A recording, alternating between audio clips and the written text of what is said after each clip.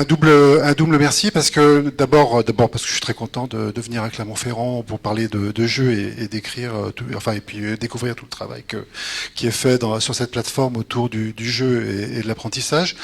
Et puis aussi pour le sujet lui-même parce que c'est la première fois en fait que j'aborde ce sujet. Ça a été un petit peu un défi pour moi parce que c'est évidemment un sujet central, mais je l'avais pas jamais abordé de cette manière-là. En tout cas, Sylvain m'avait posé la question. Je crois que j'ai repris un peu les termes qu'il avait employés. On serait intéressé par avoir une conférence sur la question de l'évaluation des impacts du jeu sur l'apprentissage. Et effectivement, c'est une question légitime, c'est une question extrêmement intéressante. Je crois qu'on peut pas on peut pas la chanter. Et je vais pas justement la laisser tomber cette question, mais je vais quand même poser la question, est-ce que c'est la bonne question? Parce que je pense que si on pose les choses de cette manière-là, si on pose la question de cette manière-là, ben on a un petit souci de faisabilité en particulier.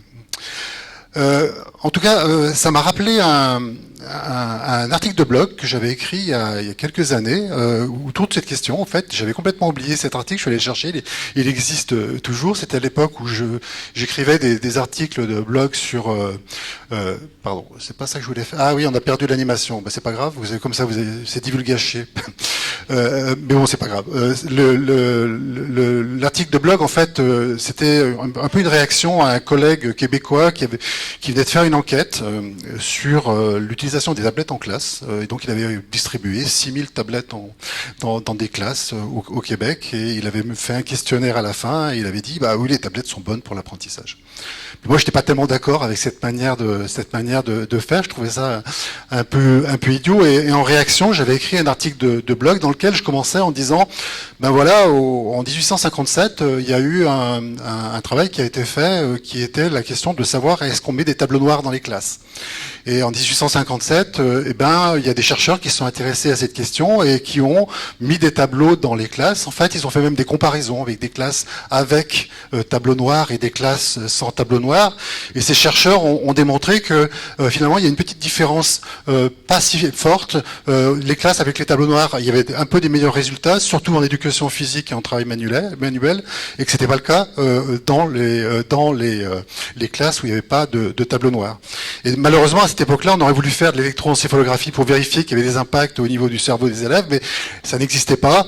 Et malgré tout, on a introduit les tableaux noirs. Il y a eu une loi, effectivement, en 1889, si je ne me trompe pas, qui oblige les classes françaises à avoir des tableaux noirs. Alors bien sûr, c'est une fable. Cette expérience n'a jamais été faite, mais ce qui est rigolo, c'est que de temps en temps, je reçois des messages en me disant est-ce que vous pouvez me donner les références sur votre article de blog de cette expérience où on a fait 6000 classes avec ou sans tableau noir dans les classes, et des gens lisent un peu rapidement les articles de blog. Mais en tout cas, je voulais dire trois choses, en fait.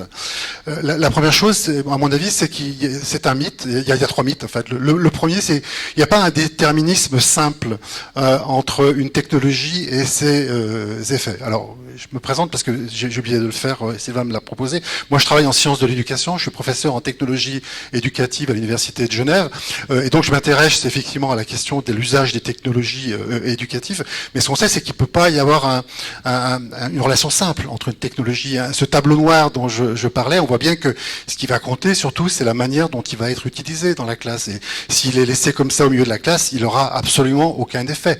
Pire, un tableau noir peut être mal utilisé. Moi, je suis passé par l'école française, j'ai même été formé à l'enseignement en France, j'ai appris à écrire au tableau noir. Alors j'étais un peu la fin, hein. Mes prédécesseurs ont beaucoup appris à écrire au tableau noir, je sais qu'on n'apprend plus à faire ça, ni même au tableau blanc d'ailleurs, mais c'était très important d'apprendre dans les écoles de formation en France, on appelait ça avant les UFM, hein, donc ça peut même pas, ça n'existait pas, enfin c'était de la formation, mais on faisait on apprenait à écrire au tableau noir pour que ça soit bien utilisé, ce tableau noir, puis on réfléchissait, mais peut-être le tableau noir, c'est pas que le prof qui écrit, c'est aussi l'élève qui écrit sur le tableau noir, donc il y avait toute une réflexion, mais absolument, effectivement, aucune étude qui allait mesurer les effets d'un tableau noir, parce qu'on sentait bien que c'était un peu idiot de dire qu'il y aurait eu une relation simple entre le tableau noir et les effets sur l'apprentissage. La deuxième chose, c'est qu'on prend souvent la médecine comme une analogie de l'éducation, en disant, bah, finalement, c'est un peu comme en médecine.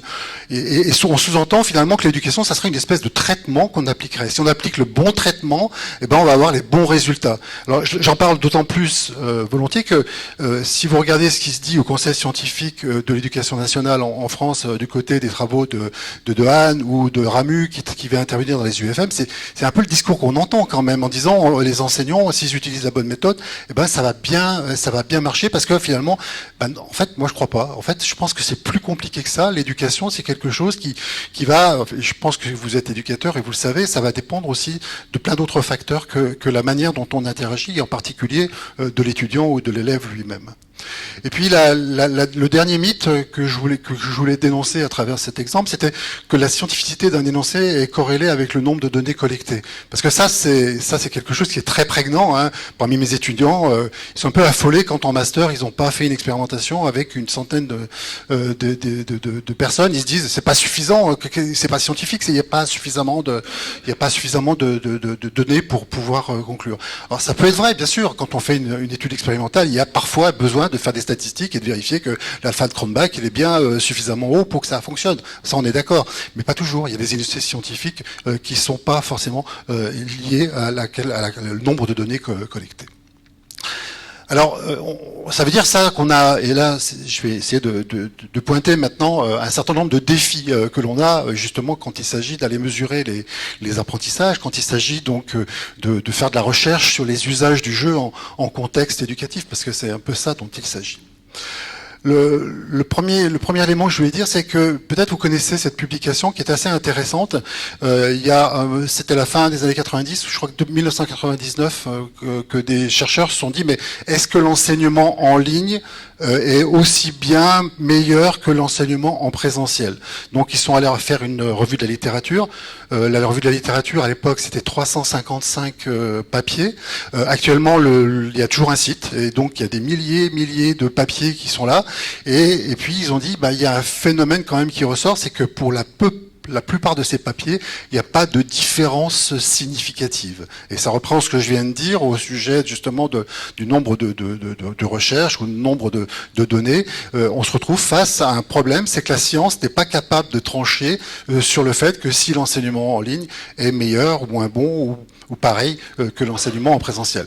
N'empêche qu'avec la pandémie, tout le monde est passé à l'enseignement en ligne, et que maintenant, certains ont y trouvé un certain intérêt, et comme les tableaux noirs, ils ont continué à enseigner, en partie en tout cas, en ligne, c'est mon cas en particulier. Les travaux qui s'intéressent aux recherches expérimentales en sciences humaines actuellement sont assez discutés. Hein. D'abord, il y a un premier problème, c'est la question du contrôle des variables en conditions écologiques. Hein. Comment on fait lorsqu'on se trouve face à une classe? Si vous êtes retrouvé devant une classe, vous savez bien que tout peut changer à tout moment. Il suffit d'un mot d'étudiant, il suffit de quelque chose, et finalement, c'est extrêmement difficile, c'est impossible de contrôler les variables. Donc on peut se poser la question de savoir s'il est pertinent de faire des études expérimentales en classe. Alors on peut faire quand même des études expérimentales en essayant de reconstruire des situations expérimentales. C'est ce que font des collègues, hein. En particulier à Genève, il y a des collègues, des psychologues expérimentaux qui vont travailler sur des choses très très précises. Ils mettent des étudiants ou des élèves en labo, et puis ils vont aller mesurer des choses. Mais après, la question, c'est la question de la transférabilité des résultats du labo au terrain. Là, je vous ai donné les références d'une publication dans lesquelles les chercheurs disent, bon, nous, on a travaillé sur la question des émotions, et on a travaillé en labo, où on a mis des personnes qui devaient reconnaître des émotions, et on a mesuré des choses super intéressantes. Mais quand on va sur le terrain, ça marche plus du tout, nos trucs. Les résultats n'ont aucun sens.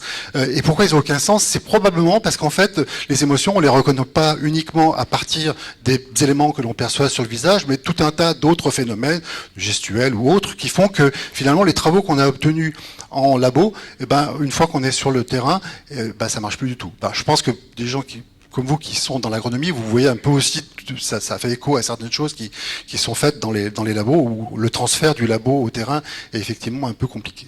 Et puis je vous oriente aussi vers le travail de Pablo Jensen, qui est un prof à l'ENS de Lyon. C'est un physicien qui s'est dit, bah tiens, moi en physique, je modélise des tas de trucs. Ça serait super chouette si j'allais faire un tour dans les labos de SHS de l'ENS de Lyon, du côté des sociologues, parce que je vais essayer de travailler avec eux pour modéliser des phénomènes sociologiques. Et puis il a écrit un bouquin en 2018. Dans le titre du bouquin, c'est Pourquoi la société ne se laisse pas mettre en équation. Où en fait, il montre tous les échecs qu'il a pu avoir lorsqu'il a essayé de modéliser et de quantifier les choses. Un autre défi qui nous est posé lorsqu'on veut mesurer, évaluer les apprentissages suite à un jeu, c'est la signification de ce que signifie apprendre, justement. Qu'est-ce que ça veut dire apprendre? Je vais vous donner un exemple à travers un jeu qu'on a fait dans un musée en Suisse. Le musée, c'est l'Alimentarium à Vevey. C'est un musée qui s'intéresse donc au phénomène alimentaire, la production alimentaire, la manière dont les aliments sont transformés, sont consommés. Ce musée est vraiment très intéressant. On a travaillé pour y développer un jeu. Le jeu s'appelle AL 2049. Alors le pitch du jeu, c'est que en général, ça se fait dans le cadre de sorties scolaires. Les élèves arrivent. On leur dit, bah voilà, les gars, les filles, c'est compliqué parce que vous êtes dans le musée, vous êtes coincés. Il va falloir que vous produisiez votre nourriture pour les prochaines années. On est 30 dans le musée. Il va falloir se débrouiller. Alors avec une tablette, en fait, ils vont planter dans le musée. Ils vont par exemple mettre du blé dans une des salles. C'est pas la réalité augmentée, ça se passe sur la tablette. On voit la salle du musée, où on voit du blé qui pousse à l'intérieur quand ils le décident. À certains moments, ils peuvent choisir de mettre des usines de transformation de cette nourriture. Ils peuvent mettre un restaurant parce qu'il faut bien manger à un moment la nourriture. Et puis en fonction de leurs actions, ils ont des résultats. Des résultats qui portent sur les conséquences sur l'environnement parce qu'ils consomment de l'énergie, ils produisent du CO2 selon leur choix. Ils vont également avoir des conséquences sur le nombre de personnes qu'ils arrivent vraiment à nourrir, et certains vont mourir s'ils font des mauvais choix. Et puis dans certains cas, effectivement, tout le monde est vivant, tout le monde est bien nourri, mais il n'y a pas de restaurant, tout le monde s'emmerde, et finalement les gens sont très tristes. Ce qu'on essaie de leur apprendre à ces élèves, c'est qu'en fait ce phénomène donc de production alimentaire, il est confronté à des choix, et que derrière, pour arriver à faire des choses intéressantes, il va falloir des équilibres, il va falloir des compromis, et on s'adresse à une grande complexité, et donc on va se retrouver à arriver à composer entre différents choix. Ce qu'il faut dire également, c'est qu'au moment où ils sont en train de jouer, ils reçoivent des informations en plus. Et des informations qui leur disent Roger Desferrer adore manger au restaurant. Ou des informations qui disent, qui sont des fake news parfois aussi. Et l'idée, c'est de voir comment ils traitent l'information qui leur est apportée par ces news. Et ce qu'on regarde à travers ce jeu au moment du debriefing, c'est si les élèves ils ont compris en fait cette complexité autour de l'alimentation, et on regarde aussi la manière dont ils traitent l'information qui leur est apportée, est-ce qu'ils ont été capables de distinguer les informations qui sont issues de sources fiables et les informations qui sont issues de sources qui sont non fiables. Alors, qu'est-ce qu'on voit du point de vue de l'apprentissage? On voit que les élèves, mais on n'est pas étonné parce qu'on travaille dans ce domaine, ils sont confrontés à ce qu'on appelle des obstacles didactiques. Obstacles didactiques, c'est très bien décrit par Astolfi, il dit c'est une facilité de penser avec l'esprit dans les charentaises. C'est-à-dire que quand vous regardez la course du soleil, vous vous dites, bah ouais, c'est simple, le soleil tourne autour de la Terre. Bah non, en fait, la science montre que c'est l'inverse, c'est la Terre qui tourne autour du soleil. Mais la solution la plus simple, c'est ça. Le problème, c'est que cet esprit dans ces charentaises, il est vraiment tellement confortable dans ces charentaises que c'est très difficile de faire changer les étudiants et les élèves, de leur faire changer d'avis. Ça, c'est très démontré par la recherche. Et donc, finalement, apprendre, c'est pas seulement apprendre, rajouter quelque chose, mais c'est d'abord désapprendre. D'abord abandonner une connaissance antérieure qui est une connaissance qui est non opérante. Et puis, cette connaissance, on va la remplacer par une autre, mais souvent, d'ailleurs, on passe par des phases où les deux coexistent. Et on se retrouve, selon les moments, à penser que la Terre, elle tourne autour du Soleil ou que c'est l'inverse. Et à un moment, ça se stabilise, mais ça prend du temps et c'est compliqué. Ça, c'est bien documenté par la recherche. Donc, ça veut dire qu'en fait, nos élèves qu'on a mis dans le musée, à l'alimentarium à Genève, ils vont pas apprendre, ils passent 2 heures dans le musée, ils vont pas apprendre en 2 heures ce que c'est que la complexité alimentaire, ils vont pas comprendre ce que c'est qu'une fake news. Il va falloir du temps, mais c'est une première étape. Et donc, on peut pas mesurer de manière fiable après le jeu, un phénomène dont on sait qu'il est extrêmement complexe et qui va durer sur un long terme. La deuxième chose, c'est la question des connaissances et des savoirs qui, dans notre belle langue française, sont distingués par rapport à d'autres. Ce qu'on appelle connaissances, c'est en fait les connaissances subjectives. C'est-à-dire c'est ce qu'on va développer en jouant. On va réussir à équilibrer dans le jeu AL 2049. À un moment, on va s'apercevoir, ouais, c'est quand même mieux de mettre un labo de recherche, plus un restaurant, plus du blé, plus la transformation du blé, puis un peu de viande parce qu'il faut des protéines ou alors des lentilles parce que, en tout cas, on a besoin d'avoir des protéines pour que les gens se portent bien. Mais ça reste au niveau de l'individu. C'est-à-dire que les élèves, ils vont pas réussir du tout à formuler après le jeu, et je pense que vos étudiants sont dans le même cas, les concepts qui sont sous-jacents au jeu. C'est complètement implicite, c'est complètement caché. Il va falloir, pour qu'ils apprennent vraiment, qu'on transforme ces connaissances en savoir, c'est-à-dire des connaissances, cette fois-ci, qui sont explicites, validées scientifiquement, rapportées à une institution qui les a produites, et également qui soient transférables à d'autres situations. Et souvent, les étudiants ont dit, on a l'impression qu'ils ont tout oublié. Non, c'est pas qu'ils ont tout oublié, en fait, c'est juste qu'ils sont dans une situation où ils se rendent pas compte que, dans cette situation, ils peuvent utiliser des connaissances qu'ils ont acquises ailleurs. Là, j'ai des collègues à Genève qui travaillent justement sur l'apprentissage et qui montrent que finalement, la pensée humaine, elle est plus analogique que algorithmique, c'est-à-dire que c'est en se référant à des situations antérieures que l'on a vécues que l'on arrive à résoudre de nouveaux problèmes. Et c'est à la fois un problème à cause des obstacles, mais c'est aussi un pouvoir que notre esprit peut mettre en place pour résoudre des problèmes. Donc il y a la difficile question du transfert, et ça passe par le débriefing. Donc si on évalue les apprentissages, qu'est-ce qu'on fait? On évalue juste après le jeu. On va rien voir. Ils n'ont pas appris. Ils ont juste développé des connaissances, pas des savoirs. Est-ce qu'on évalue après le débriefing? Mais alors c'est le jeu ou le débriefing qui a permis l'apprentissage. Vous voyez, il y a une ambiguïté de ce point de vue-là parce que le phénomène d'apprentissage est complexe et on ne sait plus très bien finalement qu'est-ce qui est responsable de l'apprentissage parce qu'il n'y a pas un déterminisme simple entre une technologie et l'apprentissage. Il y a tout, il y a l'enseignant, il y a d'autres phénomènes. Deuxième exemple que je voudrais vous présenter pour vous montrer un autre phénomène qui joue sur l'apprentissage et qui me semble extrêmement important, ou un autre élément. Je vais le présenter à partir d'un jeu qui s'appelle Classcraft. C'est un jeu qui a été développé par un de mes étudiants au Québec en 2010-2011. Actuellement, cet étudiant est devenu pilote des studios Classcraft. Il y a des studios à Sherbrooke au Québec, mais il y en a aussi à New York. Il y a plus de 4 millions de joueurs dans le monde qui jouent à ce jeu. C'est un jeu de gestion de classe qui est très simple en fait. Dans la classe, les élèves sont soit des guerriers, soit des mages, soit des guérisseurs. Et en fonction de ces rôles, eh bien, ils ont des pouvoirs différents. Ces pouvoirs sont plus ou moins importants. Et pour ces pouvoirs, ils peuvent les acheter. Pour les acheter, ces pouvoirs, il va falloir qu'ils aient des points. Et les points, ils les gagnent en faisant des bonnes actions dans la classe. J'ai bien réussi mon devoir, je gagne des points. C'est un système de bons points. J'ai réussi, je suis arrivé à l'heure, j'ai des points. Inversement, on perd des points si on n'arrive pas à l'heure, etc. Le vieux système des bons points appliqué à la classe. Les pouvoirs sont des pouvoirs magiques. On a fait des expérimentations en Suisse, à Fribourg. Le pouvoir magique du 24e niveau, c'est j'ai le droit de regarder la copie d'un copain pendant 5 minutes pendant l'examen. Vous imaginez, c'est un super pouvoir. Alors, en réalité, quand on arrive au niveau 25, dans le jeu, il n'y a pas besoin d'aller regarder la copie d'un copain pendant 5 minutes, c'est plutôt les autres qui ont envie de regarder sa copie.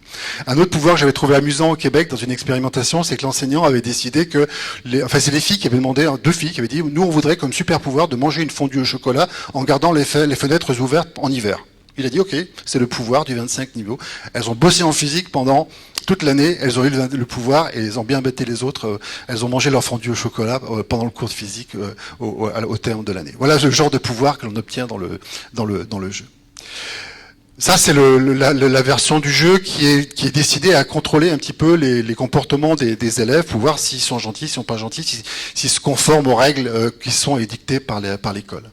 Et puis il y a un autre aspect dans le jeu qui est un aspect qui est celui-ci. Alors il y en a d'autres, mais je vous donne celui-ci. À un moment, par exemple, on appelle ça une bataille de boss.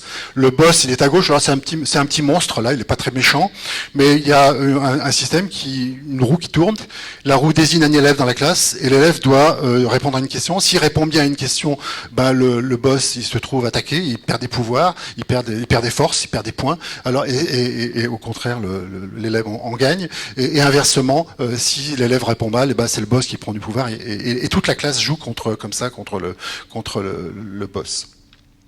Alors nous, on a travaillé en Suisse et on a travaillé au Brésil, parce qu'on voulait deux contextes complètement différents pour travailler sur le jeu. Donc on a travaillé dans des écoles, c'est des élèves plutôt d'entre 10 et 15 ans sur les classes. On a des élèves très différents, on a des écoles très très différentes. On a un nombre d'enseignants aussi qui est très différent. Puis voilà ce qu'on voit. Alors ça, c'est uniquement la Suisse. C'est deux élèves. En haut, vous avez un garçon, on voit au cours de l'année, de novembre à mai. Donc le jeu, les cours se déroulent normalement. Dans les cours, il va gagner, perdre des points, etc. Ce qu'on voit, chez ce garçon, c'est un garçon là, c'est qu'il a gagné de plus en plus de points d'expérience. Il a perdu de temps en temps des points, des points, des HP. Quand il avait des points, il a acheté des pouvoirs, normal. Mais il a acheté, je me souviens, une cape d'invisibilité qui lui permettait d'arriver en retard 5 minutes sans se faire sanctionner par le prof. Et puis, tout s'est bien passé pour lui. Le prof était heureux parce qu'il a vraiment respecté les règles de la classe. L'élève était heureux parce qu'il s'est beaucoup amusé dans ce jeu. Puis le deuxième élève, c'est une fille. Le 14, là, c'est une fille. Alors, au début de l'année, elle a fait un peu comme son camarade. Elle a effectivement, elle aussi, gagné des points. Elle en a perdu quelques-uns. Et puis là, tout bascule au mois de mars. Vous avez vu, il y a un pic bleu là au mois de mars pour cette fille. En fait, elle s'est mise à perdre plein de points. Et puis après, il y a une barre verte, ça veut dire qu'elle est morte. Elle est morte 2 fois au mois de mars et elle est morte 2 fois au mois de mai. Alors morte dans le jeu, ça veut dire qu'elle a plus du tout de points. Et là, il y a des sanctions qui sont réelles dans la classe. Alors je me souviens plus quelles sanctions, mais ça se traduit par des sanctions réelles dans la classe. Alors on est allé voir ses élèves, on a essayé de comprendre. Alors le premier nous a dit ah ouais c'est cool ce jeu parce qu'avant quand on était dans la classe, quand on faisait des trucs bien, on n'était jamais récompensé. C'était uniquement, on avait uniquement des sanctions quand on faisait des trucs qui allaient pas bien. Moi, j'ai beaucoup aimé le jeu et du coup, j'ai joué toute l'année et lui, il a vraiment apprécié le jeu. La fille nous a dit, non mais attendez, votre jeu c'est de la manipulation, votre affaire. Moi, je veux pas me laisser manipuler par votre jeu. Puis d'ailleurs, les copains de mon équipe, ils n'étaient pas du tout copains avec moi, ils n'utilisaient pas de pouvoir pour me sauver. J'ai pas du tout aimé votre jeu. Elle a pas joué. Et ça, c'est un problème. Elle n'a pas joué. On voulait utiliser un jeu et on voudrait évaluer le jeu, mais on peut pas l'évaluer chez elle puisqu'elle n'a pas joué. On ne sait pas. Le jeu. Il n'y a pas d'évaluation du jeu qui est possible au niveau des effets. Et ça, dans les papiers dont parlait Sylvain tout à l'heure, c'est intéressant parce que j'ai fait aussi pas mal de recensions sur les papiers de l'évaluation du jeu. La question de est-ce qu'ils ont joué n'est jamais posée ou presque jamais posée, très rarement posée. En fait, alors que c'est essentiel parce que si on veut prétendre que le jeu va avoir des effets, il faudrait déjà vérifier qu'ils ont bien joué. Donc il y a la question du jeu joué, le jeu play, du jeu game, qui est le jeu que l'on propose. C'est deux choses qui sont un petit peu différentes. Alors là, pour le coup, la langue française permet pas de faire la différence. Il y a une question de culture ludique aussi, parce que ça va dépendre des élèves. Il y a des élèves que si vous donnez un Tamagotchi à quelqu'un qui aime bien jouer à Fortnite, c'est pas sûr que ça fonctionne. Il y a une culture ludique qui est un peu différente. Il y a la question de la liberté du joueur. Un jeu, c'est avant tout un espace de liberté. On fait ce qu'on veut dans un jeu. Et si on contraint le jeu en obligeant, par exemple, à jouer, on risque d'avoir des problèmes où finalement nos joueurs vont pas jouer. Et puis il y a la question de la créativité du joueur dans le sens où lui il va jouer ce qu'il veut jouer. Et vous savez bien que dans certains jeux, certains finalement jouent un jeu qui est complètement différent du jeu qui était prévu. Ça, je vais vous le montrer à travers une deuxième expérimentation qu'on a conduite. Mais d'abord, je voudrais vous montrer les profs dans ce jeu Classcraft, les profs brésiliens et les profs suisses. Alors, quand on regarde là les barres d'histogramme, en fait, vous avez compris, on recueille des traces automatiques du jeu. Je peux savoir, grâce à ces traces, que à Dubaï, à 8 heures du matin, un élève a perdu 10 points d'expérience parce que le prof lui a mis une sanction parce qu'il avait oublié son matériel en classe. C'est le genre de traces que l'on recueille. On espionne un petit peu nos élèves dans un cadre éthique et anonymisé, je vous rassure. Quand on regarde les barres, elles sont de couleurs différentes. En fait, quand on regarde les profs brésiliens, on a des barres orange, principalement. Alors orange, ça veut dire qu'il a distribué des pièces d'or aux élèves. Il va surtout utiliser des pièces d'or. Ça veut dire qu'il a surtout utilisé les outils comme celui de la bataille de Boston que je vous ai montré, de manière à récompenser les élèves lorsqu'ils étaient en situation de réussite dans une activité d'apprentissage. Alors que les profs suisses, eux, ils avaient un problème parce qu'ils avaient une classe qui était très bonne, d'un bon niveau, mais très turbulente et très difficile à gérer. Alors eux, ils ont utilisé le jeu non pas pour récompenser les élèves parce qu'ils réussissaient bien, mais plutôt pour contrôler les comportements, on va dire, déviants par rapport aux règles qu'ils avaient mises en place. C'est-à-dire qu'en fait, le jeu qui a été joué dans les deux contextes est un jeu complètement différent. Et à cause de qui? À cause des profs qui sont des gens sauvages. On leur donne un outil, ils l'utilisent comme ils veulent dans la classe, et c'est bien pénible pour les chercheurs. Mais en tout cas, c'est bien compréhensible parce qu'ils avaient des problèmes à résoudre qui étaient différents. Et vous comprenez qu'on a un même jeu qui a été utilisé de manière complètement différente par des enseignants qui avaient des visées qui étaient complètement différentes. Donc du coup, est-ce que je vais dire que mon jeu il est bien pour régler les comportements? Est-ce que moi je vais dire que mon jeu il est bien pour animer la classe? Eh ben, je vais avoir du mal en fait à trancher parce que ça va dépendre de l'enseignant et de la manière dont tu l'utilises. Il n'y a pas de déterminisme simple entre une technologie et ses effets. Voilà notre enseignant brésilien. Vous voyez un petit peu la classe comme elle est organisée. Alors, son problème, c'est pas du tout de régler les comportements dans la classe, parce que les élèves viennent ou ne viennent pas en fonction de s'ils veulent ou veulent pas venir. Lui, ce qu'il veut, c'est que ses élèves apprennent, qu'ils soient investis. Il veut qu'ils aient lu des livres avant qu'ils arrivent dans son cours, et donc il anime le jeu avec Classcraft, et ça se passe comme ça dans la classe. Et là, le prof, il a un enseignant, il a un rôle très très fort. D'abord au niveau de l'introduction du jeu, de la manière dont il a présenté le jeu. Alors, si on dit aux joueurs, bon alors de telle heure à telle heure vous allez jouer, c'est obligatoire, si vous jouez pas, il va se passer ça pour vous.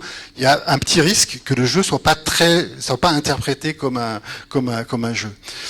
Ça, c'est le premier problème. Donc l'enseignant va avoir un rôle en tant que maître du jeu pour introduire le jeu, et ça c'est très très important. Le deuxième chose, c'est que le maître du jeu va orchestrer le jeu. Et là aussi, il y a effectivement, il y a quelques papiers qui montrent qu'effectivement, des interventions d'enseignants qui sont des interventions qui vont ramener l'élève à des questions pédagogiques montrent que ça casse la dynamique de jeu. Et le jeu va s'interrompre au milieu du jeu. Donc il y a tout un travail à faire qui est extrêmement complexe du point de vue du suivi. Puis il y a le débriefing que j'évoquais tout à l'heure, cette étape où on va faire que ces connaissances subjectives acquises grâce à l'expérience ludique soient transformées en savoir qui soit vraiment opérant dans un contexte, dans un autre contexte. Pour moi, là, il y a une question de l'évaluation. Donc, je vous ai montré un peu les difficultés du point de vue d'évaluer l'apprentissage à cause de ce qu'est l'apprentissage. Il y a une question de paradigme épistémologique, dans le sens où, si vous êtes comme moi, si vous avez une formation plutôt scientifique, vous êtes passé par une terminale scientifique au lycée français, qu'ensuite vous avez fait des études dans d'une université de sciences, vous vous dites, ouais, il doit exister un réel en soi, il est indépendant de l'attention humaine, il est régi par ses lois, je fais beaucoup de biologie cellulaire, et puis je me dis, finalement, c'est quoi, comment peut-on connaître ce réel? Le travail du chercheur va consister à mettre en place des systèmes de mesure permettant d'appréhender ce réel qu'il faut donc découvrir. Puis si comme moi, à un moment vous avez dit j'en ai marre des sciences de la biologie cellulaire et je vais passer aux sciences humaines et je vais plutôt faire une thèse cette fois-ci en sciences de l'éducation, vous vous dites en fait il n'existe pas de réel en soi. Le réel il existe à travers l'activité l'action des individus.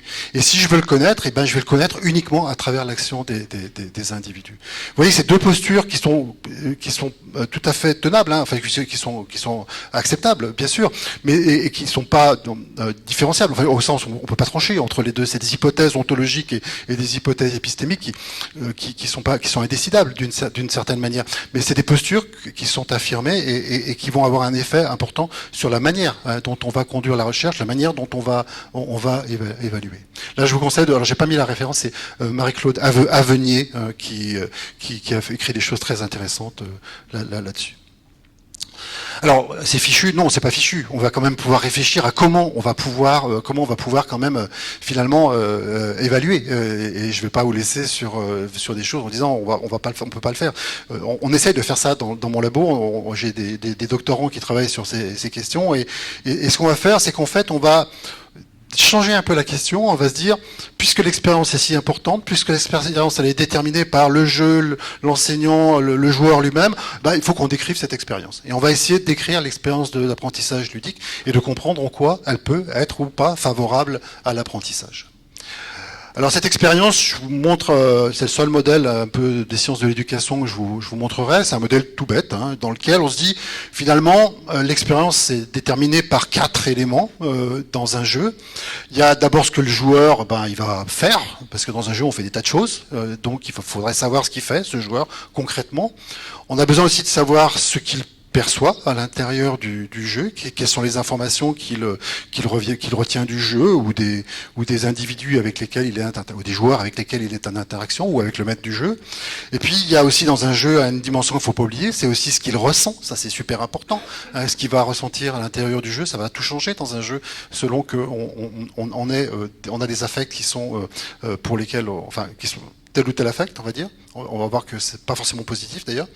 Et puis le pôle de tout ça, c'est les concepts. Hein. Quel est finalement qu'est-ce qu'on sait au bout du compte, qu'est-ce que le joueur a réussi à savoir à partir du jeu. Donc c'est comme ça qu'on décrit cette expérience. Et finalement, nous on va essayer de mesurer ces 4 dimensions. Alors je vais essayer de vous le montrer à partir de 2 exemples. Le premier exemple, c'est qui est le jeu Tamagocourt. Alors, je vous donne quand même un élément sur le jeu Tamagocourt. C'était un défi. Alors ça, c'est quand je travaillais à l'ENS à Lyon. On m'avait dit, on savait que je faisais des trucs dans mon labo qui étaient un peu autour de la formation. Ils m'ont dit, écoute, on a un petit problème, c'est qu'on a 300 agrégatifs là. Il faudrait qu'ils aient une formation autour de la question donc des règles juridiques qui encadrent l'usage des ressources numériques, c'est-à-dire le droit d'auteur en fait, parce que on sait que les enseignants ils font n'importe quoi dans leur classe, ils utilisent des ressources alors que normalement ils n'auraient pas le droit de les utiliser. Il faut leur apprendre à respecter ce cadre législatif. Donc ils sont 300, c'est un problème, ils sont nombreux, en plus de filières différentes, hein, vous connaissez un peu l'ENS. Ils ont un enthousiasme relatif pour la thématique, ça c'est ce qu'ils m'avaient dit, en fait ils n'avaient pas du tout envie de travailler ça, hein, parce qu'ils avaient autre chose à faire. En plus le temps était très court, pardon. Et puis les moyens humains étaient limités. En fait, il n'y avait pas de moyens du tout pour faire le travail. Et ce qu'on m'avait pas dit, c'est que la formation aurait lieu entre l'écrit et l'oral de la grecque, ce qui fait qu'en fait, c'était voilà. Alors, on s'est quand même mis au travail avec mon équipe parce qu'on a trouvé que le défi était un peu rigolo. Puis ce qu'on a fait, c'est un Tamagotchi. En fait, on s'est dit tiens, ça veut dire quoi choisir les ressources numériques correctement? C'est tout simplement elle est bonne ou elle est pas bonne cette ressource. Donc c'est comme dans un Tamagotchi, on choisit la bonne nourriture ou la mauvaise nourriture. Et donc le jeu se présente comme ceci. D'abord l'étudiant il se retrouve. Alors les étudiants sont en ligne à distance, ils sont par 4, ils sont en équipe. Ils se voient pas physiquement, mais ils peuvent s'envoyer des messages et ils peuvent tous faire la même chose. D'abord choisir une ressource. Alors il y a des étagères, vous voyez. Quand on clique sur les boîtes de conserve sur les étagères, il y a une ressource. Par exemple, c'est marqué il s'agit d'une version numérique de l'Avare de Molière qui a été publiée en telle année. Donc, ils doivent se décider si cette ressource, finalement, elle va respecter le droit d'auteur, si on l'utilise, est-ce qu'on a le droit ou pas.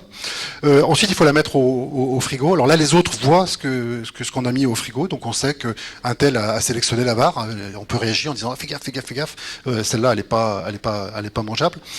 Et puis ensuite, il y a le clavardage qui permet ça. Et puis à la fin, on nourrit le Tamagotchi. Si le Tamagotchi, la nourriture, si la ressource est licite, le Tamagotchi fait yum yum, il est content. Et si le Tamagotchi, c'est pas licite, il fait burk et on perd et on a 5 niveaux comme ça. Je rappelle que c'est un jeu pour les agrégatifs à l'ENS de Lyon. Alors nous on a fait comme on fait d'habitude. En fait on a tracé ces étudiants pour savoir ce qu'ils faisaient parce que je vous ai dit on veut documenter leur expérience. Alors on s'est dit on va documenter déjà au moins ce qu'ils font et ce qu'ils perçoivent. Alors vous avez 4 joueurs. Chaque petite barre, c'est une action du joueur et ça se lit de la gauche vers la droite. Là pour simplifier parce que il y a plein d'actions différentes, j'ai mis 3 couleurs. Quand c'est blanc, ça veut dire qu'il s'envoie des messages dans le chat. Quand c'est rouge, ça veut dire qu'il regarde les ressources dans les étagères, c'est-à-dire qu'il clique sur les boîtes. Et quand c'est bleu, c'est toutes les autres actions. Et vous voyez qu'on a 4 joueurs. on a des profils quand même qui sont très différents. Hein. On a 4 joueurs de la même équipe et ils font des choses quand même sacrément différentes. Il y a les 2 premiers qui ont l'air de causer, il y en a un qui a l'air de plonger dans les étagères pour aller chercher les ressources, puis il y en a un autre qui a l'air de faire autre chose. Alors on va regarder le 3 et le 4. J'ai changé la légende pour arriver un peu plus finement, et puis j'ai pris simplement une petite partie de ce qu'on appelle un chronogramme, donc la trace de ces joueurs. Alors le 3, en fait, si vous regardez le pattern qui est en haut à droite, on voit que c'est du rouge, vert, violet à chaque fois, et puis c'est toujours la même chose. En fait, ça veut dire, je regarde dans les étagères, je mets au frigo, et je nourris le Tamagotchi. Et le deuxième, il fait que du vert-violet. Je prends, je mets au frigo et je nourris le Tamagotchi. Autrement dit, la différence entre les deux, c'est qu'il y en a un qui ne regarde absolument pas ce qu'il donne au Tamagotchi. En fait, il s'en fiche, il fait du essai-erreur, hein, pur. C'est-à-dire qu'on est à peu près sûr que, du point de vue de son expérience, là, il va rien apprendre, lui. Il va jamais faire le lien entre la caractéristique d'une ressource et son effet positif ou négatif, est-ce qu'elle est licite ou pas. Alors qu'on a des petites chances sur le 3, là, qui fasse le lien. Donc là, vous voyez qu'on commence à regarder, on se dit, tiens, d'après ce traçage, on a des informations d'après l'expérience en disant, attention aux gaveurs, c'est comme ça qu'on les appelait, les joueurs 4 sont des gaveurs. Alors quand on regarde après dans les chats, on voit ça parfois. Et là, vous avez une discussion entre 3 joueurs, il y a 3 couleurs hein, d'une même équipe, le 41, le 42 et le 40. Et le 40 trouve une ressource, la ressource s'appelle à l'école des stéréotypes, enfin, c'est une œuvre littéraire, et puis ils discutent. Et puis ils discutent parce qu'ils savent pas s'ils peuvent l'utiliser ou pas. Et puis en fait ils arrivent à un moment à se dire ah mais oui, il y en a un qui a formulé la règle et dit ah oui mais c'est une édition papier, il y a plus de 5 pages, donc c'est pas licite d'après la réglementation, donc il faut pas l'utiliser. Donc là ce qu'ils sont en train de faire en fait, c'est grâce au chat en train de faire ce debriefing dont je vous parlais tout à l'heure, ils sont en train de formuler les règles. Et là c'est un bon indice d'apprentissage parce qu'on voit clairement qu'il y en a un qui sait et qui explique aux autres. Et les autres lui disent ok t'as raison. Et on peut suspecter qu'ils l'ont appris. Alors malheureusement, on n'a pas pu faire le débriefing pour ces 300 étudiants, parce que vous imaginez, hein, c'était un peu compliqué. On a juste fait 2 ou 3, avec par groupe d'une dizaine d'étudiants, et c'est très intéressant parce que je me souviens très nettement d'un étudiant de la grecque de maths qui nous disait, qui était arrivé furieux, il nous a dit, écoutez, votre truc il est daubé, votre jeu c'est de la merde. Je dis, ah oui, c'est pas très, on n'a pas beaucoup d'argent pour le faire, c'est pas très sexy. Il disait, non, c'est pas ça, il est faux. Dans le jeu, j'ai choisi mon manuel scolaire que j'avais prévu moi-même, et ben j'ai perdu. Et on lui a dit, au moment du débriefing, on lui dit, bah oui, au moment, effectivement, quand on a créé un manuel scolaire, on donne ses droits à un éditeur et on n'a pas le droit à l'utiliser on a perdu ses droits, on a ses droits moraux, mais pas ses droits d'utilisation. Et là, c'était une grande révélation. Et vous voyez les histoires d'obstacles, hein, et les obstacles, ils sont pas franchis au moment du jeu. Après le jeu, il était toujours persuadé qu'il avait raison, il avait raison. Et c'est au moment du débriefing qu'on a réussi à lever ça. Il a dit, ah mais oui, mais c'est bien sûr. Et j'avais eu la même chose dans le jeu que j'avais fait pour mon master en sciences de l'éducation, où je m'étais aperçu que les joueurs sur les 20 minutes de jeu faisaient 20 minutes d'essai-erreur, où en fait, ils avaient une vision erronée de ce qu'il fallait faire, mais il fallait ce temps-là pour se convaincre d'arriver à quelque chose qui était plus pertinent. Avant d'apprendre, il faut désapprendre, et les jeux peuvent permettre à ça. Donc j'ai envie de dire, peut-être que les jeux, il faut regarder dans quelle manière, non, pas simplement ce qu'ils permettent d'apprendre, mais ce qu'ils permettent de désapprendre. C'est un premier message. Alors là, j'espère que... Pourquoi ça défile tout seul ? Ça, c'est Sylvain qui a piraté mon truc. Non, on a fait quand même des analyses statistiques hein, là-dessus. Je cherchais un coupable, c'est pour ça, Sylvain, je voyais personne d'autre.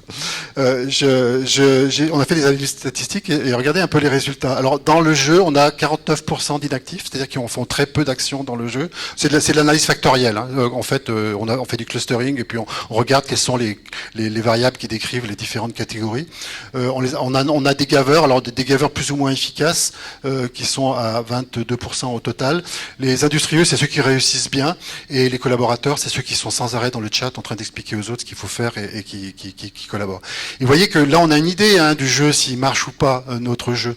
Mais il faut prendre en compte que le message qu'ont reçu les étudiants agrégatifs avant ça, c'est « Tiens, c'est chouette, vous avez fini les écrits, les oraux, c'est dans quelques mois, et bien justement pendant vos vacances, on a prévu que vous jouiez à un jeu, c'est obligatoire, ce sera pour valider telle formation. Et vous imaginez le jeu qu'ils ont joué les étudiants, ce que j'ai trouvé dans le chat sur comme ils les détestent, mon Tamagotchi pour certains.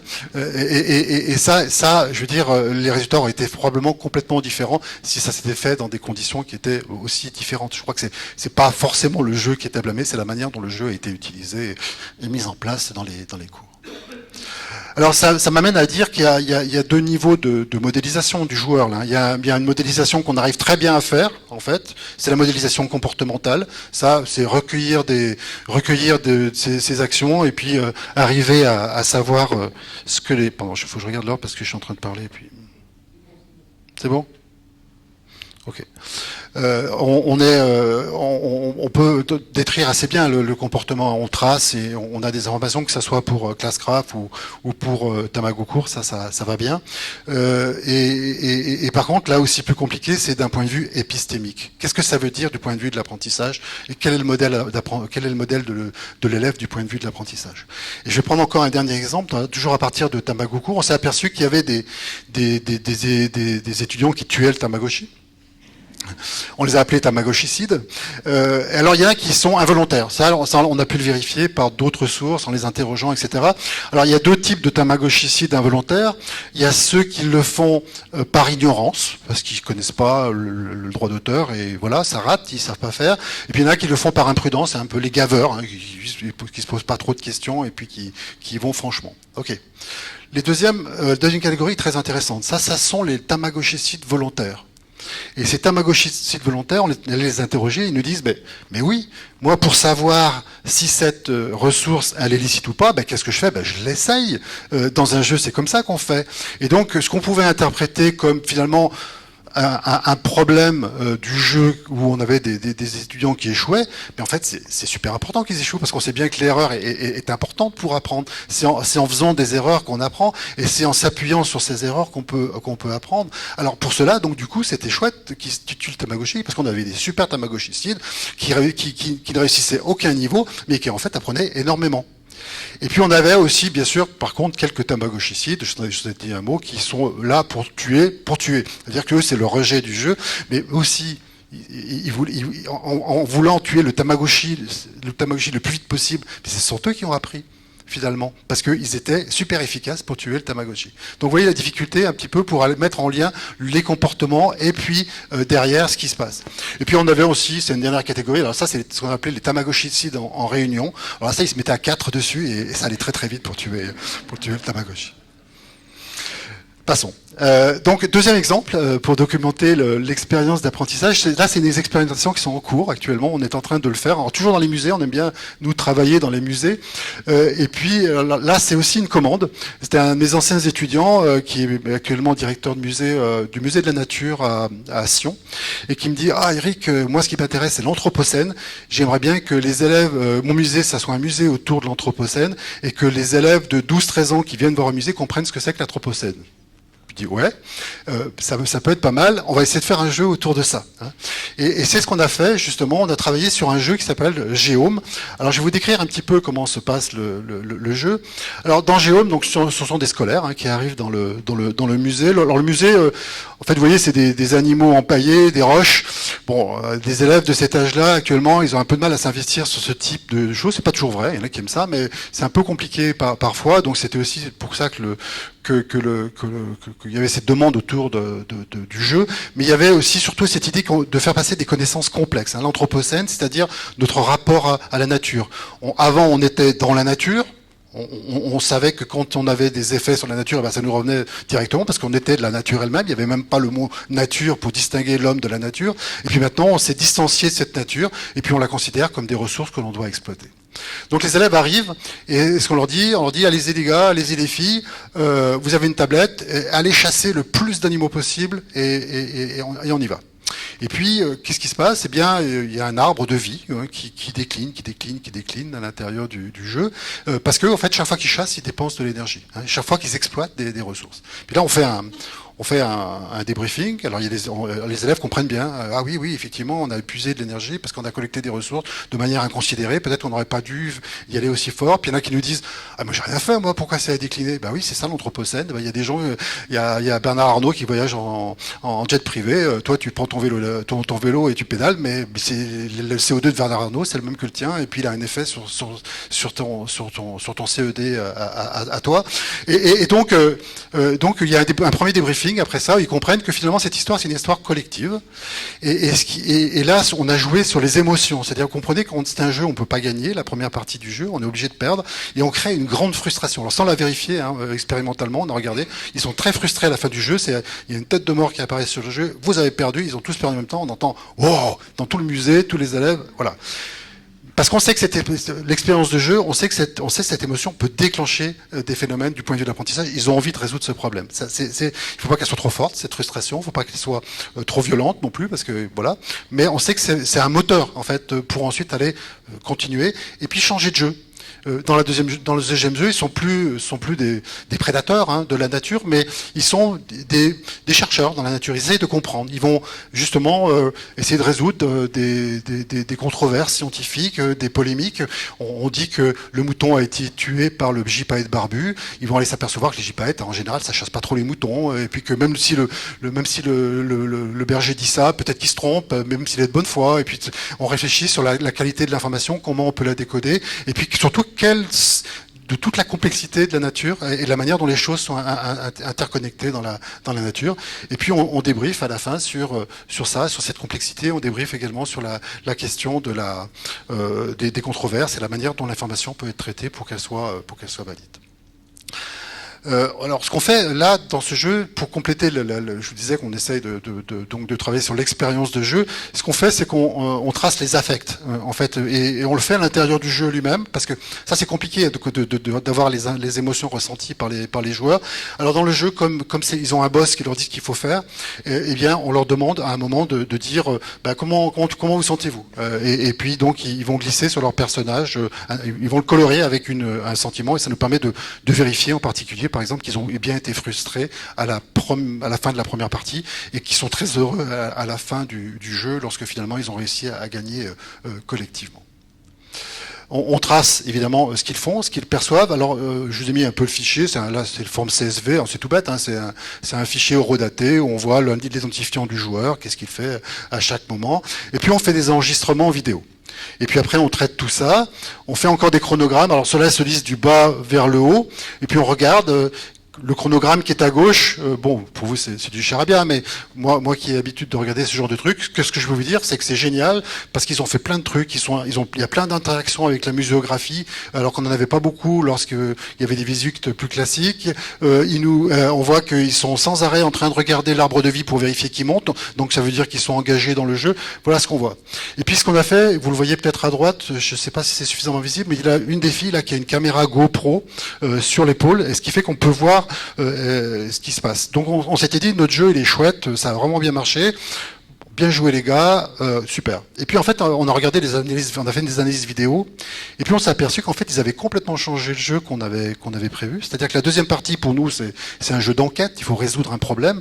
Et en fait la majorité des élèves font un jeu de quête, ils se limitent à trouver des indices. Ils ont trouvé l'indice, ils vont pas forcément beaucoup aller chercher cet indice et comment l'interpréter, etc. Donc en fait le jeu qu'on avait identifié du point de vue de l'expérience, de ce qu'ils font et de ce qu'ils ressentent paraissait bien fidèle à ce qu'on avait prévu, mais en fait en réalité pas du tout. Et il a fallu réviser profondément le jeu pour changer les choses. Donc là, encore une évaluation, mais vous voyez que ça demande d'aller assez fin dans ce qui se passe. Sylvain, oui Sylvain, j'ai combien de temps encore? Combien? Ouais, très bien. Alors je termine avec ça. C'était pour conclure sur comment on fait nous et quelles approches on a pour travailler justement sur cette évaluation. Alors Déjà, on va faire ce qu'on appelle de la recherche orientée par la conception.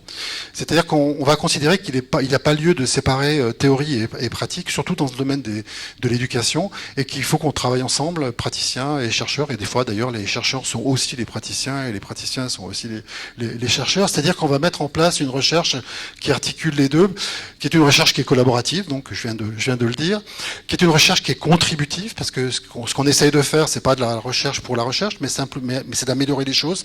On appelle ça l'improvement paradigm, ça veut dire de briques, c'est-à-dire cette idée qu'on veut améliorer les dispositifs d'apprentissage. On cherche à mettre des choses qui fonctionnent bien dans les systèmes de formation ou dans les classes. On a une recherche qui est itérative, alors ça c'est forcément sur le long terme il va falloir faire les choses sur le temps long, et puis on va conduire les choses en conditions écologiques. Comment ça se traduit concrètement ça se traduit de cette manière-là. Enfin, concrètement, c'est pas si concret que ça, mais bon. Alors ça, c'est le projet Collab qui formalise ça, et on est en train de travailler sur une plateforme justement pour piloter tout le travail de conception, de développement et d'évaluation du jeu. C'est-à-dire qu'on essaie de mettre en place une plateforme où les concepteurs peuvent concevoir leur jeu, mais en même temps le développer et l'évaluer. Développer, c'est fini. On a un environnement de développement qui permet de faire des jeux assez sympas. Concevoir et évaluer, on est en train d'avancer. C'est un projet qui est financé par l'équivalent de l'ANR en Suisse. Alors, le schéma, c'est le schéma, peut-être que vous le connaissez, c'est un schéma de design pédagogique, c'est le schéma ADI, en tout cas c'est lui qui nous a inspiré. Le cœur de tout, c'est le modèle. C'est qu'est-ce qu'on veut évaluer, à l'aune de quel modèle on l'évalue. Quel est le modèle d'apprentissage, par exemple, qu'on a derrière. Est-ce qu'on veut évaluer l'apprentissage de notions simples? Est-ce qu'on veut évaluer des choses plus complexes? On veut évaluer l'épistémologie des élèves. Enfin, il y a des modèles d'apprentissage qui sont différents, et c'est le cœur de tout, c'est les modèles et les concepts sur lesquels on s'appuie, comme le font toujours les chercheurs. Il y a une phase d'analyse, une phase au cours de laquelle on va travailler donc de manière à analyser le contexte pour la création du jeu. On va se poser la question d'abord du curriculum, qu'est-ce que les étudiants, les élèves doivent apprendre. On va regarder qui sont ces étudiants, qui sont ces élèves. On a des techniques qui permettent justement de faire ces analyses. On va avoir une phase de design où on va concevoir le jeu. En général, ça se passe sur 3 jours avec des choses très très rapides où on s'enferme pendant 3 jours dans un chalet suisse avec des game designers, des graphistes, des ingénieurs informatiques et puis des spécialistes du domaine pour faire le jeu. Ensuite, on développe. Alors ça peut prendre pas mal de temps. Chaque fois, on revient au modèle parce qu'on vérifie qu'on est en train de faire des choses qui sont conformes à ce qu'on avait prévu au départ. Et puis à la fin, on teste dans les classes, on fait de l'implémentation. Et puis en parallèle, il y a un deuxième cycle qui est le cycle d'évaluation, d'une certaine manière. C'est un cycle au cours duquel on va d'abord, au cours de l'analyse, définir des indicateurs. Qu'est-ce qu'on va mesurer comme indicateur, qu'est-ce qu'on va chercher comme indicateur. Ces indicateurs, ça va nous amener à designer les outils de collecte de ces indicateurs. Donc, par exemple, designer les traces qu'on va collecter si c'est un jeu numérique, mais ça pourrait être des traces dans un jeu analogique. Ensuite, on va développer ce système de traçage en même temps qu'on développe le jeu. C'est-à-dire que, comme je vous l'ai montré tout à l'heure, à travers les émotions, on va intégrer dans le jeu des méthodes de traçage. Et puis, on va collecter les données au moment des expérimentations. Et puis, on va traiter ces données. Et puis on va avoir donc des phases où on va à chaque fois effectivement faire un aller-retour entre ce que l'on fait et la manière dont on l'évalue, et chaque étape en elle-même est une étape d'évaluation. Donc ça, c'est un modèle qu'on est en train de développer qui nous permet de formaliser de manière un peu globale la question de l'évaluation, qui nous permet de répondre un petit peu aux problèmes dont je vous parlais tout à l'heure, qui étaient les problèmes les défis auxquels on était confronté lorsqu'on est confronté à l'évaluation des effets du jeu. Donc en fait, d'une certaine manière, je ne vais pas vous laisser avec l'idée que l'évaluation des impacts du jeu, c'est une mauvaise question sans vous proposer des solutions alternatives. Je pense qu'on peut poser des questions qui sont proches, mais qui sont, me semble-t-il, probablement plus intéressantes et plus fines et qui vont donner des informations intéressantes pour savoir si ce qu'on a fait est intéressant quand on a développé le jeu. La première question pour moi, c'est la plus importante, c'est quel jeu le joueur joue-t-il? Ça, c'est la question de l'expérience du joueur. Ça, c'est vraiment important à documenter. La deuxième, c'est est-ce que cette manière de jouer est propice à l'apprentissage? Pensez à mes Tamagotchicides qui finalement n'ont pas joué le jeu, mais finalement ils ont appris quand même. Quelles sont les erreurs qui sont effectuées, quelles sont celles qui sont surmontées, parce qu'effectivement parfois on a des blocages à l'intérieur du jeu. Ça c'est la question du joueur, et ça c'est vraiment les questions pour moi qui me portent. Les deuxièmes questions sont plus sur le jeu lui-même, sa conception, son implémentation.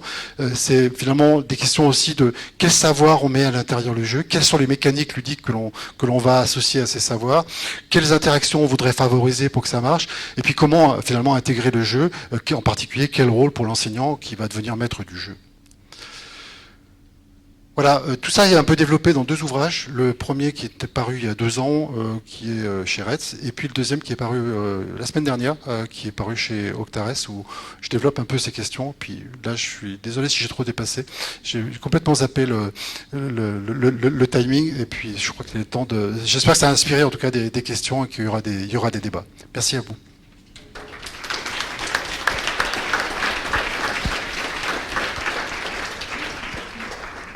Merci Eric beaucoup. Je crois que c'est une bonne entrée en matière pour parler d'évaluation. Tu as posé beaucoup de questions. On va prendre 15-20 minutes de questions de la salle. Alors, la première est toujours la plus compliquée. Donc, est-ce qu'il y en a qui veulent se lancer ? Je sais que François, t'en avais une, donc tu vas pouvoir te lancer. Tu vas être le premier à pouvoir lancer la question. Non, moi c'est vraiment une question naïve parce que je suis vraiment tout à fait non expert en la matière, mais sur la question des cultures ludiques, moi ça m'intéresse beaucoup parce qu'on se posait la question notamment avec Sylvain de savoir quelle était l'appropriation culturelle du jeu, de toute façon, et est-ce qu'il y a différentes appropriations culturelles. Vous avez mentionné que oui, mais sur cette espèce de sous-culture, j'entends pas par là une dimension hiérarchique, un jugement, mais cette sous-entité culturelle qu'est la culture ludique, est-ce que vous pouvez nous en dire un peu plus, et notamment quelles sont les différentes cultures ludiques que vous avez pu percevoir dans vos travaux et autres, quoi. C'est la première question la plus difficile, donc voilà. Ouais, merci. Non, je vais pas en dire grand chose, mais ça m'est venu quand même parce que j'ai discuté avec des collègues qui sont plus sociologues, qui travaillent sur ces questions, et ils me disaient souvent pour les jeunes ados, le jeu le plus important, c'est celui qui est dans la classe, au moment de la récréation, dans la cour où on parle du jeu. Est-ce que tu as eu l'épée machin ? Est-ce que tu as reçu ça ? Et ils en parlent plus qu'ils ne le jouent finalement. Et c'est pour ça qu'il me parlait, par exemple, j'ai un collègue qui travaille sur les vidéos YouTube de ces joueurs. Il disait, mais finalement, pour certains joueurs, ils passent plus de temps à jouer à regarder la vidéo YouTube où on voit quelqu'un qui joue que à jouer eux-mêmes. Donc ça veut dire que derrière, il y a une impétence pour certains jeux ou d'autres jeux, et il y a aussi des cultures ludiques qui sont plus développées selon les cultures.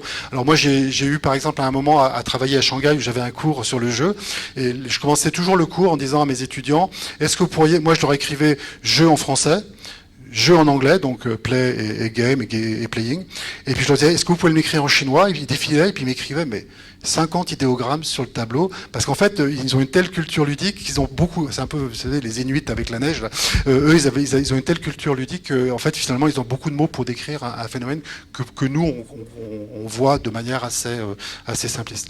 Et puis, j'ai discuté aussi beaucoup avec donc c'est pas mes travaux, c'est plus des discussions avec des collègues qui travaillent sur le jeu dans l'Antiquité, et qui me disaient, mais quand on regarde le jeu, par exemple, chez les Grecs, ou dans la Rome antique, ludus, par exemple, c'est le même mot pour école et jeu. Donc ça veut dire que ça veut dire que finalement le jeu c'est un truc, c'est pas de dire qu'il est sérieux, c'est sérieux, c'est quelque chose d'important, et chez les Grecs c'est une façon d'invoquer la déesse Athéna. Donc on imagine que un Grec qui jouerait à un jeu ne joue pas tout à fait de la même manière que un jeune de 15 ans aujourd'hui, ou surtout s'il a ses parents dans le dos qui l'empêchent de jouer. Donc j'ai pas de travaux là-dessus, mais je pressens que il va falloir tenir compte de cette culture ludique si on veut proposer des choses aux joueurs dans lesquelles ils pourront s'investir.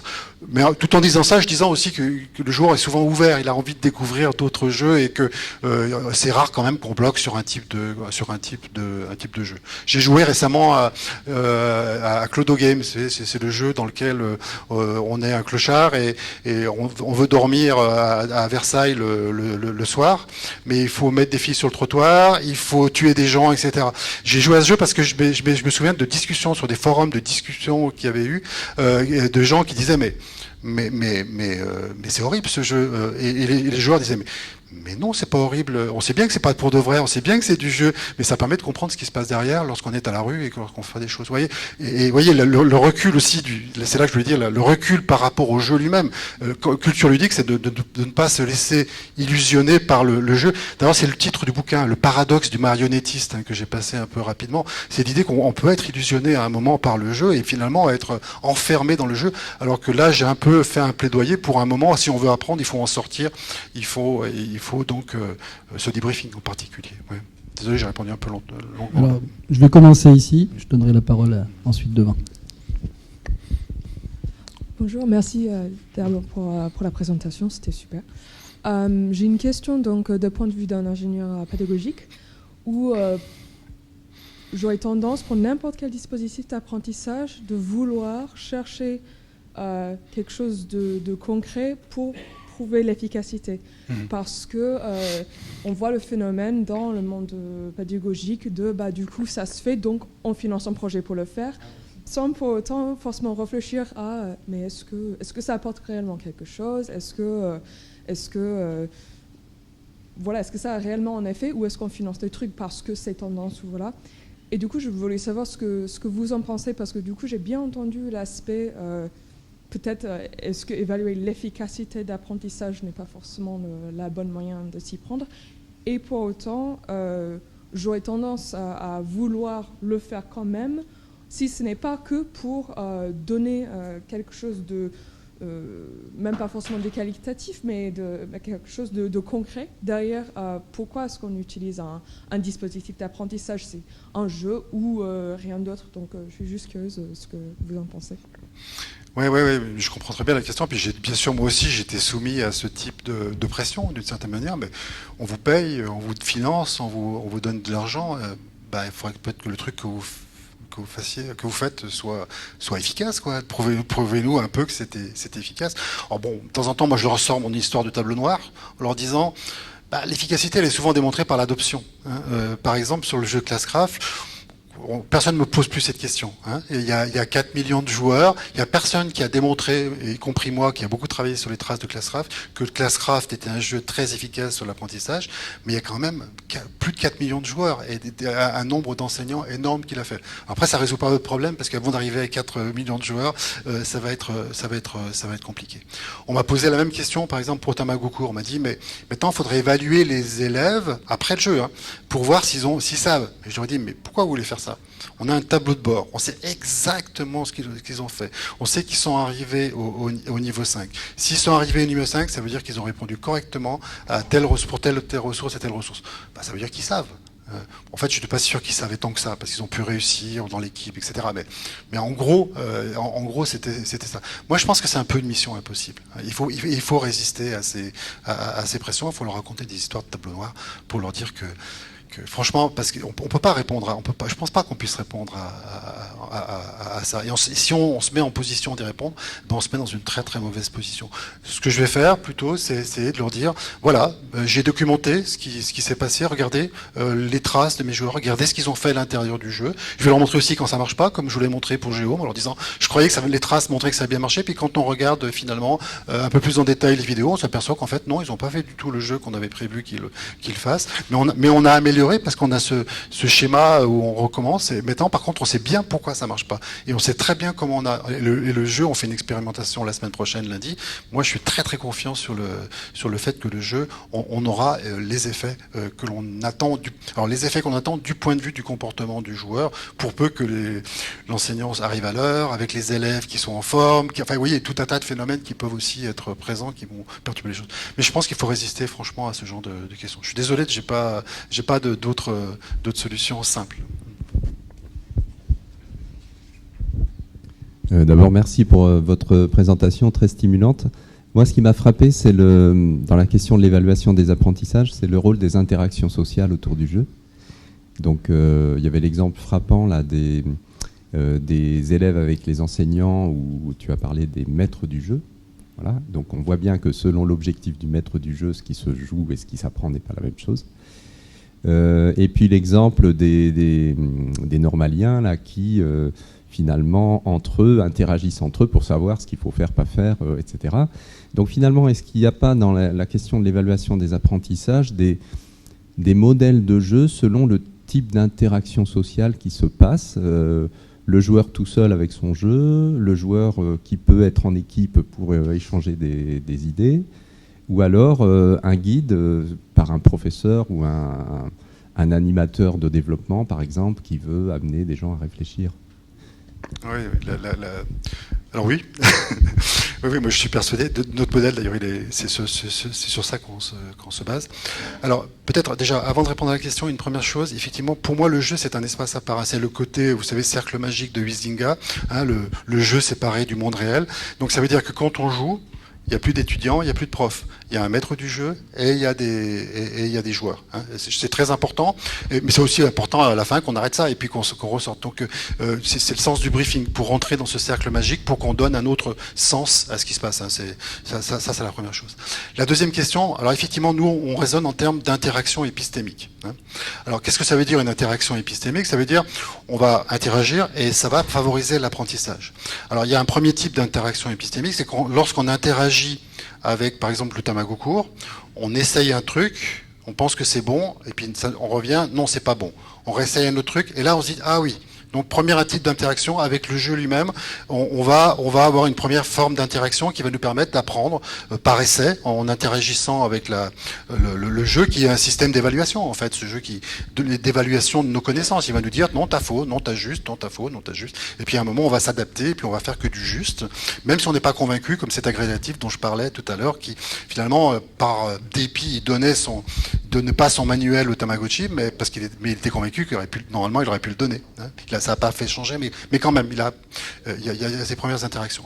Il y a un deuxième type d'interaction, et on fait toujours des jeux de cette manière-là, nous, c'est les interactions entre joueurs. On met toujours des interactions entre joueurs parce que on veut que ce qui se passe soit ce qui se passe entre ces agrégatifs où ils s'expliquent les trucs entre eux, qui formulent les choses. Parce qu'on sait que les interactions épistémiques, elles passent par des formulations, des validations, et dire ah oui, je pense que c'est comme ça, ah non, je pense que c'est comme ça, oui, t'as raison, c'est comme ça. Et ça, c'est des moments très importants. Et puis troisième type d'interaction épistémique, c'est bien sûr avec l'enseignant. Ça, c'est l'interaction extrêmement importante. Alors qui peut avoir lieu dans le jeu, mais il faut lui donner un rôle à cet enseignant à l'intérieur du jeu. Mais même comme maître du jeu, il peut faire des choses, mais qui a lieu aussi après le jeu. Voilà, trois types d'interaction épistémique, et c'est un peu un modèle tout simple, hein, et on se dit interaction avec le jeu, interaction entre joueurs, interaction avec l'enseignant. On pense à ces trois types d'interactions et ça nous donne déjà une base pour arriver à penser un jeu où on a des chances qu'ils apprennent quelque chose. C'est pas suffisant, bien sûr. C'est pas suffisant pour faire un jeu non plus. On peut prendre d'autres questions, oui.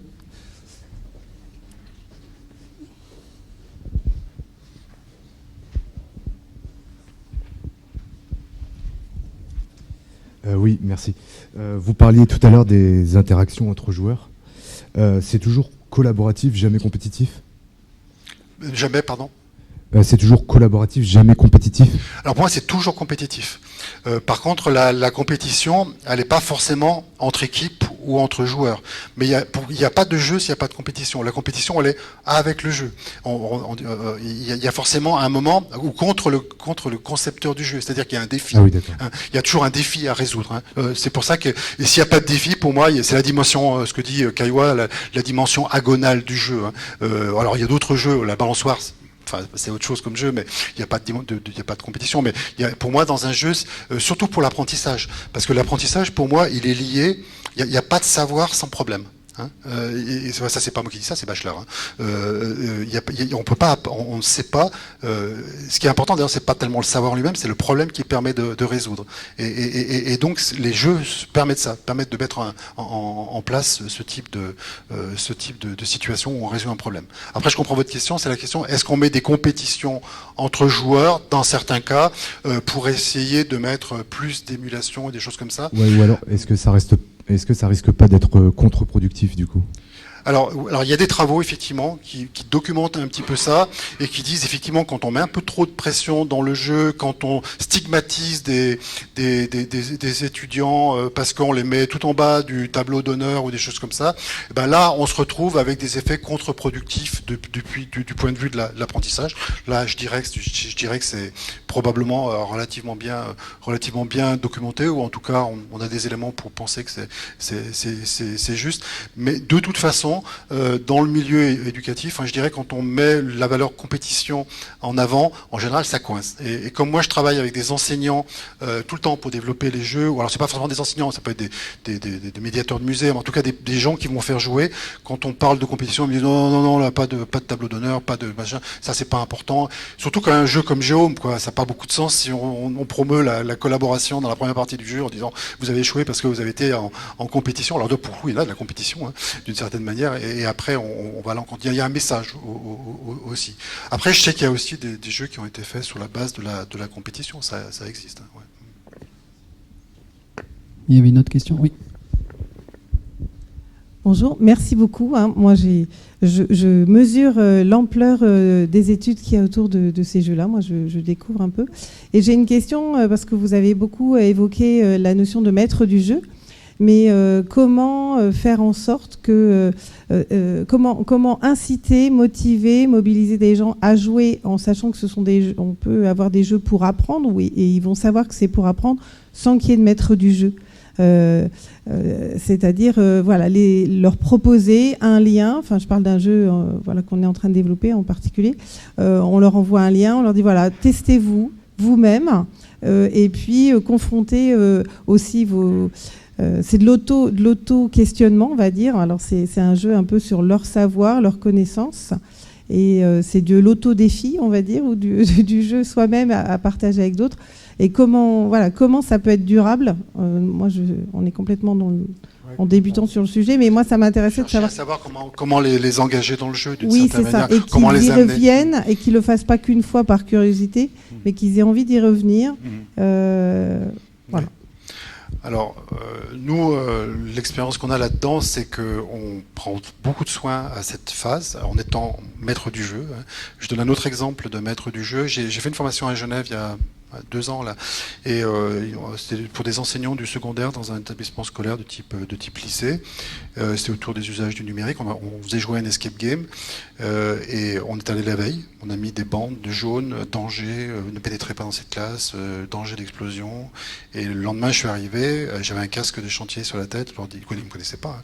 Je leur ai dit aux enseignants qui arrivaient un peu, encore une formation, machin, et je leur ai dit, on a un problème, c'est que votre collègue qui est parti là, il n'était pas content, il a miné sa salle, il va falloir déminer, on a 50 minutes, il y a 2 salles à déminer, la première salle qui va être déminée, là il y avait de la compétition là pour le coup, la première salle qui va être déminée, ça va faire exploser l'autre, ils se sont engouffrés dans les salles, ils se sont mis à déminer, ils savaient bien que c'était pas vrai, et bien sûr ils sont pas dupes, mais voilà, j'ai créé une histoire. Donc le problème c'est de créer une histoire, en fait c'est de les amener à changer de monde, à donner une autre interprétation de ce qui se passait à l'intérieur de cette salle, et c'était une salle où franchement l'escape game, c'était pas une escape room au sens où on peut voir actuellement, on n'a pas ces moyens là, nous on a des petites activités, des choses comme ça, mais par contre elles avaient un sens énorme. Je veux dire, c'est pas dans le jeu lui-même, alors si on a un graphiste, si on a un game designer qui nous font des choses chouettes, c'est chouette, ça c'est bien, mais souvent on bricole des choses qui sont un peu plus simples. Là, c'est moi qui mouille ma chemise et qui vais travailler. Après, il faut s'inspirer de ce que font ceux qui font des jeux vidéo. Et qu'est-ce qu'ils font ? Ils font des trailers. Ils font des vidéos. Et avant de jouer le jeu, on regarde cette petite vidéo où on voit, on vous verrait par exemple avec un bonnet rose sur la tête, complètement bizarre, en train de leur raconter des blagues. Ah, c'est drôle. Alors, ça peut être contre-productif si c'est mal fait. Effectivement, ça peut complètement rater. Mais vous voyez, il faut les amener à faire ça. Et si ça se fait pas physiquement, ça va être compliqué, effectivement. Ah mais oui, c'est ça. Il y a vraiment une introduction à faire au jeu, mais c'est ce que font les jeux. Puis, il faut faire de la pub, quoi. Il faut faire, et puis c'est développer cette culture autour d'un jeu spécifique, raconter toute une histoire autour de ce jeu qui est un truc important. Ouais. Non, et puis j'ai pas de recette magique, mais en tout cas, pour moi, la recette c'est racontons une histoire simple. Et dans cette histoire, alors si on a quand même quelques recettes, on sait qu'il faut leur dire quel est l'objectif. Et l'objectif, il est simple, c'est ça. Il faut sauver la princesse à la fin. On leur parle pas d'objectif pédagogique du tout. les objectifs sont cachés dans le jeu. C'est après qu'on se apercevra qu'on a appris quelque chose. Mais si on met des objectifs pédagogiques, ça fait chocolat sur brocoli, hein, vous savez, ce système, on veut leur faire manger un truc, on leur met du chocolat dessus, mais quand on a mangé le chocolat, après, ça fait... Non, il faut faire du gâteau aux carottes, hein, on mélange bien, on cache les choses, et puis on leur dit précisément ce qu'ils doivent faire, comment faire pour gagner. Il va falloir faire ça. Regardez, tous les jeux vidéo font ça. C'est pas facile à faire. C'est pas facile à faire. Sur cette question, je recommande aussi l'atelier qui sera fait par les collègues de Playtime sur le game design, qui pourra apporter un certain nombre de réponses. Et on va prendre une dernière question, si tu permets, peut-être, s'il y en a encore une, peut-être qu'il n'y en a plus. Donc on a fait le tour. Écoute Eric, on te remercie encore une fois pour cette présentation très complète. Moi je vais rester, donc s'il y a des interactions nouvelles, c'est possible.